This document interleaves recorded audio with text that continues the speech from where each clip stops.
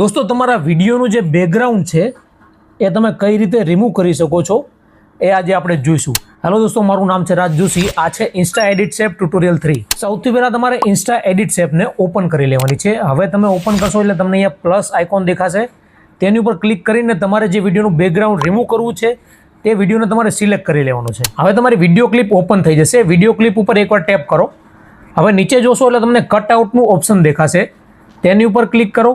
ઉપર તમને ઓટો દેખાશે, તેની ઉપર ક્લિક કરો એટલે ઓટોમેટિક તમારું કટઆઉટ બેકગ્રાઉન્ડથી અલગ થઈ જશે।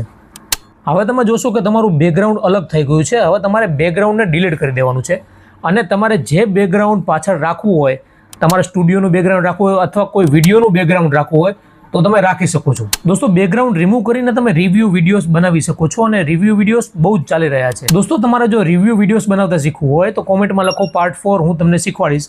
અને આવી જ એડિટિંગ ટિપ્સ માટે આરજે ટેક ઇન્ફોને ફોલો કરી લેજો। જય દ્વારકાધીશ।